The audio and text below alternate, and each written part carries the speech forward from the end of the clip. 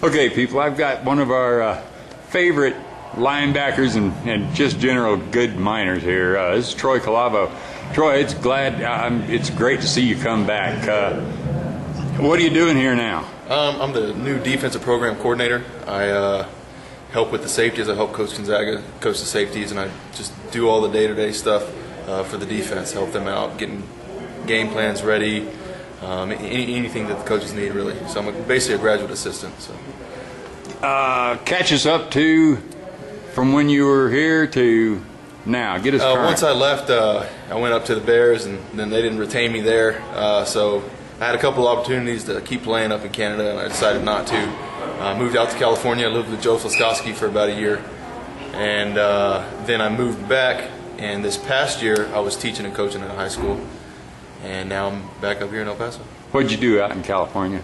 Out in California, I was working for a marketing firm. Okay. Yeah. Is that what your degree is in? Yeah, I got my degree in marketing. At school, whenever I was teaching at the high school, I taught computers. So now you're coming back here. Are you looking to go into coaching? Yeah, definitely. I enjoyed the coaching there in high school, and I just didn't really enjoy teaching that much. I enjoyed the kids. It just wasn't for me. I thought coaching was definitely where I wanted to be, and it suited me. I enjoyed football, and I just wanted to pursue the college coaching aspect of it. Probably where you can do the most good too. Yeah, it's teaching. It's teaching. It's still teaching, but it's probably where you can do the most good. Yeah, football's easy for me, and it's one of the only things I think I'm good at, and being able to pass on some things to kids that I can help their situation, hopefully make them good football players, and then I hope I can do that. Good to get a chance to work with Robert Rodriguez again. Yeah, it is. And the funny thing is, he was my mentor whenever I was playing here, and he's kind of in the same role again. And it just seems like everything just comes full circle in life. That's great, man. I can't tell you how happy I was to go ahead and see you showing up here. That's good to see our guys come back. Yeah, I'm excited. I've been talking to Coach Price for about 6 months about coming back out here, and it's just a good opportunity to come back to El Paso. I kind of got the El Paso curse. They told me when I came here, I moved here, that once you live here, you always come back, and it's good that El Paso's having me back, and I feel like El Paso did a lot for me, and it's time for me to do something for El Paso. We bringing you back home? Yeah, bringing me back home. El Paso is going on my 6th year of living here now, and so that's about a fourth of my life. So El Paso, it's home to me. It gets to you. It really does. It's that weird West Texas heat. I don't know if it gets to you or mesmerizes you, but I'm glad to be back here in El Paso. Excellent. Do you plan on making this home, or you got to go with where the opportunities lie? Obviously, wherever there's a good opportunity, I'm going to have to do that just for personal reasons. But if I could stay here in El Paso and land in a situation like Robert Rodriguez, I would love that. If I could stay in El Paso 10 more years or 20 more years or something like that, I would. I love this city. It was good to me, and I just hope I can do the same. And it's great to hear. Well, I'm going to say it right now. I've always been one of your biggest fans, and I appreciate you coming back, man. And it's great to have you back. Well, I hope that I hope I can do some good here in El Paso, and I hope we can get the Miners back to a bowl game. Talk to me about these Miners. They're good. They're a lot more talented whenever I played. The kids are big, and obviously our offense they're huge. And those guys, it's good to be back too, because the guys that are seniors were true freshmen when I got here, and so that's kind of different. And the guys get to mess with me and stuff. But the good thing that and I've been able to talk to the team about certain things is, I'm from one of the last teams that's made a bowl game. Me and Robert are the only Miners here that have been to a bowl game other than the coaches. So to be able to share those experiences with those guys and pass on what it takes to get that, hopefully I can get in their head and let them know what it takes. And I think we're headed in the right direction. We got a great team. The guys are really coming on strong. The defense is getting better every single day, and we're making the offense better too. The defense is the thing that I'm kind of amazed by. The offense is almost a given. Right. That we're going to have a high-powered offense. Right. The defense has been rough the last few years. Has. There's no getting around it. But I've seen something happen with this defense that, to me, it's an amazing thing. They seem to have found their legs and their courage and an attitude of, we're not going to be your speed bump. Yep. We're out here to not slow you down. We're here to put a stop to you, and the more they do it, the more they're starting to feed on it. Yep. Confidence is kind of like the snowball effect. You get a little bit, and then you're like, all of a sudden, man, I'm pretty good. And then you keep hearing people tell you that you're good, and then you get better. It's kind of like if you're always told that you're a loser your whole life, you're going to end up being a loser if you believe it.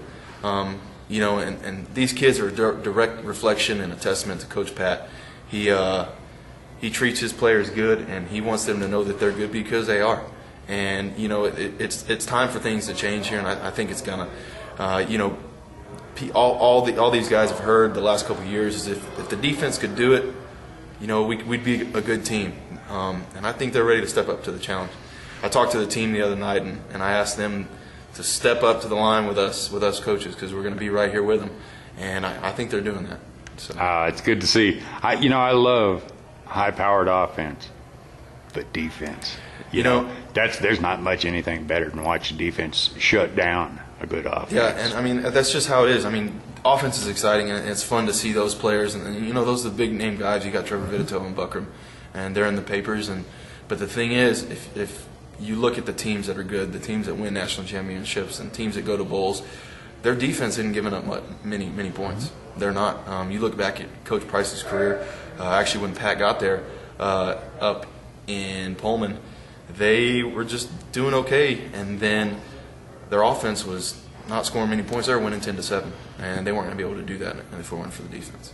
And defense is really what wins championships. And if we can limit teams, especially in the conference like we have, if we can limit teams to under 20 points, we're going to win games. Any thoughts on the conference realignment stuff that's going on right now? Everyone likes to speculate, and Conference USA has been just wonderful to us. And wherever we land, if we're still here, or if we move, wherever we land, it's going to be good for us. But right now, we're just kind of sitting. Everything's just kind of up in the air, isn't it? Yeah, it's got the domino effect a little bit right now. People are going to start picking and choosing, and looking like the WAC's having a tough time right now. They're losing some teams, and same thing with Mountain West, and so you never know what's going to happen when it's all said and done. The nation might be with one less conference. So what we do is win our games, and everything else sort itself out, won't it? Yep. We went to a bowl in the WAC. We went to a bowl in Conference USA.